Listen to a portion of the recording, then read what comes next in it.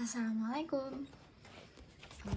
Balik lagi di sini kita lanjut bahas cerca Allah ya teman-teman, karya Ustadz Umar Mita. Maaf ya lama banget. Ya ampun. Oke, kita lanjut ke doa Robbana yang ke-8.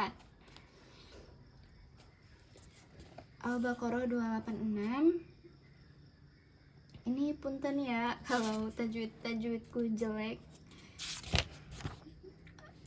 Ya udah, kita langsung ya teman-teman. Doa apa sih? Rabbana wala tuhammilna ma la taqata lana bih wa'fu anna waghfir lana warhamna anta maulana fansurna 'alal qaumil kafirin. Ya Rabb kami, janganlah Engkau pikulkan kepada kami apa yang tidak sanggup kami memikulnya. Maafkanlah kami, ampunilah kami, dan rahmatilah kami.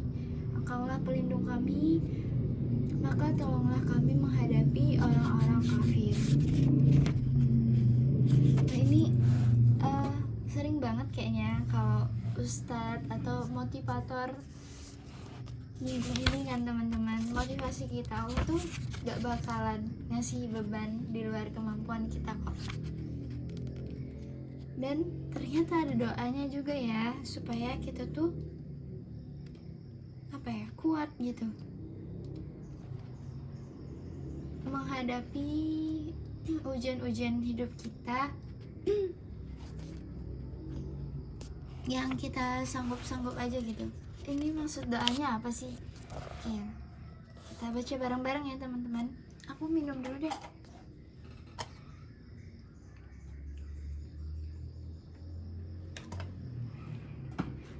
Prolog.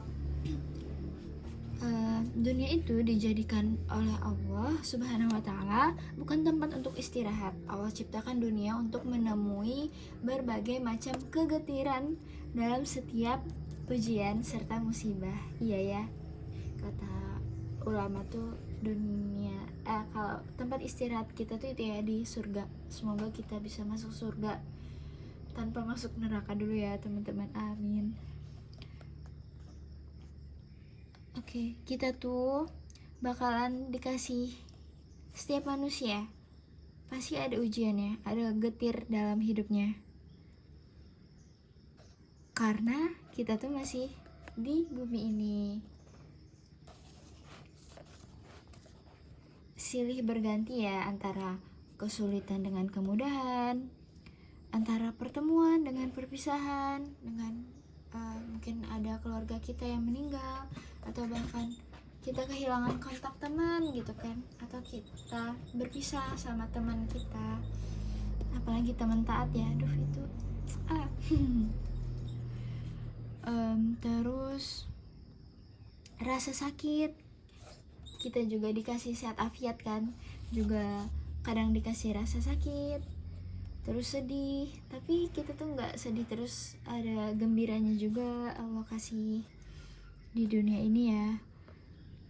Ternyata wajar nih Allah kasih air mata ke manusia.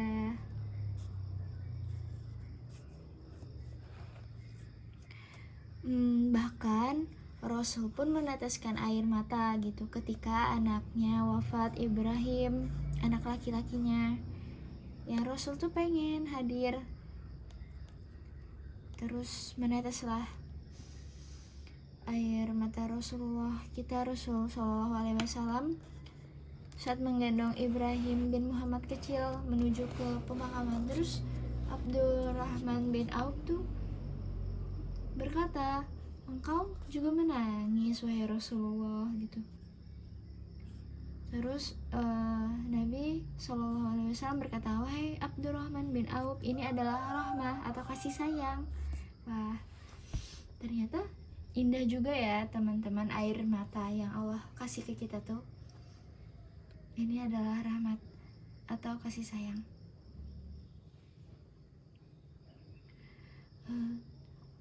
Terus Nabi kita berkata, sungguh mata menangis dan hati bersedih, akan tetapi tidak kita ucapkan kecuali yang diridhoi oleh Allah, dan sungguh kami sangat bersedih berpisah denganmu wahai Ibrahim. Ya, jadi kita tuh boleh kok nangis.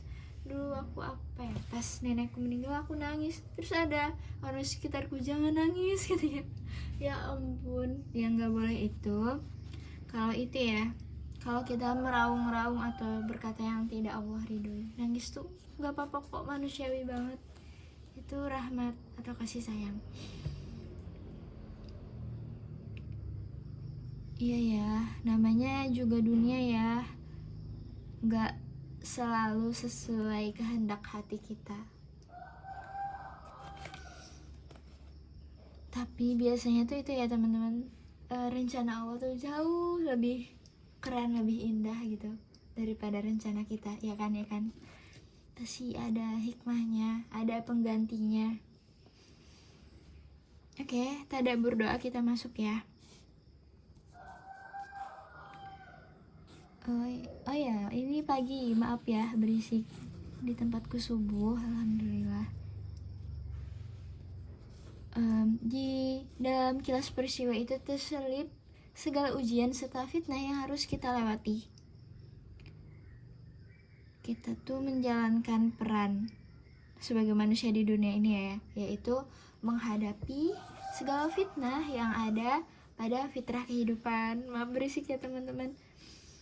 Ada 4 fitnah teman-teman yang kita lewati di dunia ini. Ada ke diri sendiri, yaitu sakit, kerugian, dan lain-lain. Terhadap kehormatan kita, itu kalau kita dizalimi pihak lain.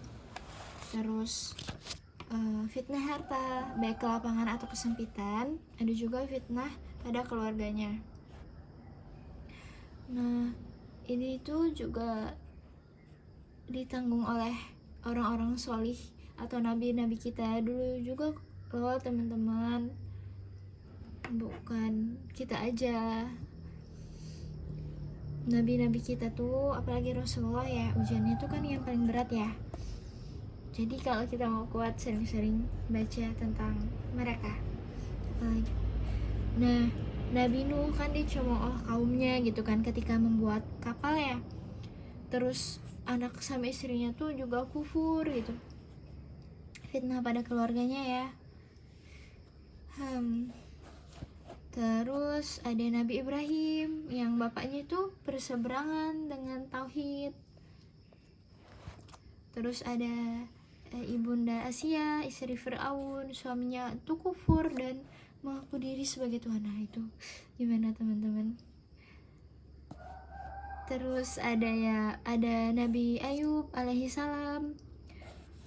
Beliau tuh sakit 18 tahun. Terus satu persatu anaknya wafat, hartanya pun dihabiskan sama Allah. Nah, berat banget ya teman-teman ujian orang terdahulu. Ini ada Al-A'raf 168. Dan kami pecahkan mereka di dunia ini menjadi beberapa golongan, di antaranya ada orang-orang yang solih dan ada yang tidak demikian. Semoga kita orang-orang solih ya teman-teman. Dan kami uji mereka dengan nikmat yang baik-baik dan bencana yang buruk-buruk agar mereka kembali kepada kebenaran. Jadi sebenarnya ujian tuh juga Allah, kita pengen balik back to Allah ya teman-teman. Allah tuh memanggil kita gitu, ayo come back gitu, ayo sini sama aku. Nih, apa sih yang dimaksud dengan kemudahan sama ujian mudah dan buruk? Teman-teman bisa baca ya.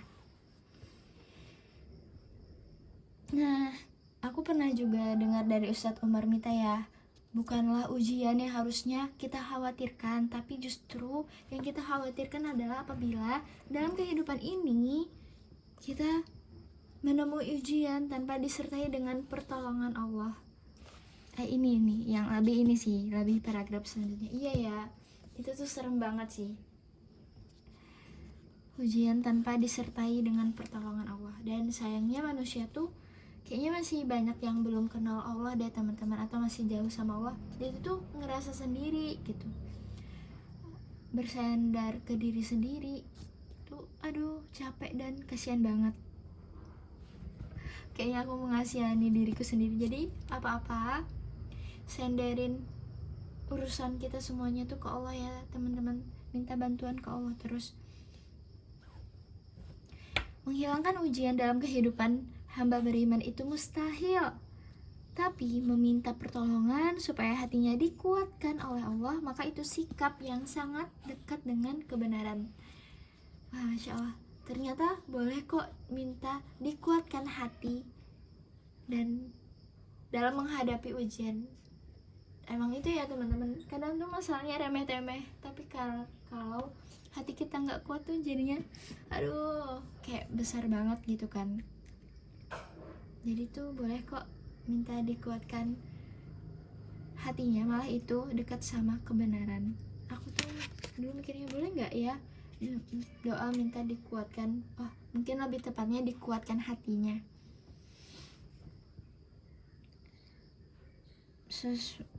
Nah, bukan musibahnya yang kita risaukan, tapi yang perlu kita risaukan tuh ketika hati atau jiwa kita rapuh dibandingkan musibah yang Allah gariskan, karena itulah sebab kesempitan dada serta jiwa kita.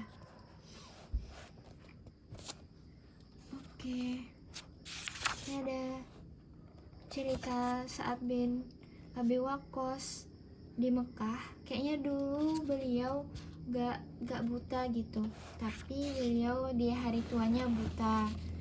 Terus doanya tuh mustajab teman-teman. Terus ada yang nanya kenapa dia nggak berdoa untuk dirinya sendiri, dan ini deep banget. Saat tersenyum dan berkata, ketahuilah wahai anakku bahwa ketentuan Allah Subhanahu wa ta'ala yang berlaku atasku jauh lebih baik daripada penglihatanku. Kayaknya ini bisa konteksnya ke ketentuan Allah atas takdir kita yang lain juga ya teman-teman. Apa-apa. Wow.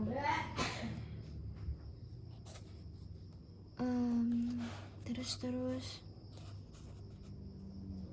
Nah, jadi penting banget ya teman-teman kita tuh berdoa dengan Al-Baqarah 28 ini, karena supaya itu tuh bisa jadi bentuk kita meminta atau membuat pertolongan Allah dari ujian yang kita hadapi, menjadi turun selayak air hujan,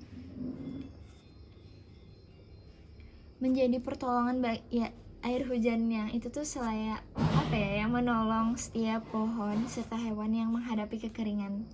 Kebayang nggak tuh teman-teman? Atau Allah tuh setidaknya doa itu yang akan membuat Allah yang sangat sayang sama kita tuh bakalan nyederhanain ujian sehingga ia tampak lebih kecil dari kekuatan iman yang Allah patrikan dalam sanubari kalbu kita. Amin. Butuh banget ya teman-teman pertolongan Allah tuh. Nah, semoga doa ini tuh membuat setiap musibah tampak bagaikan gemercik air dibanding dengan pertolongan Allah yang selayak ombak di atas ombak samudra yang begitu luas. Aduh, perbandingannya jauh banget kan teman-teman. Kayak 1:10.000 gitu, atau 1 banding gak terhingga. Nah, karena mungkin ketika musibah itu tampak berat dibanding kemampuan takwa kita, barangkali penyebabnya kita tuh jarang doa teman-teman. Reminder buat aku, ini ya Al-Baqarah kalau nggak salah 2 ayat terakhir, masuk ayat terakhir ya ini, atau di zikir pagi petang kita sering-sering baca ini ya. Yuk kita baca bareng. Rabbana wala tuhammilna ma la taqata lana bih wa'fu anna waghfir lana warhamna anta maulana fansurna 'alal qaumil kafirin. Ya Rabb kami, janganlah Engkau pikulkan kepada kami apa yang tidak sanggup kami memikulnya. Maafkanlah kami, ampunilah kami, dan rahmatilah kami. Engkaulah pelindung kami, maka tolonglah kami menghadapi orang-orang kafir. Amin. Maaf lahir batin. Dadah teman-teman. Kayaknya aku tadi gak salam ya. Salam. Wassalamualaikum warahmatullahi wabarakatuh.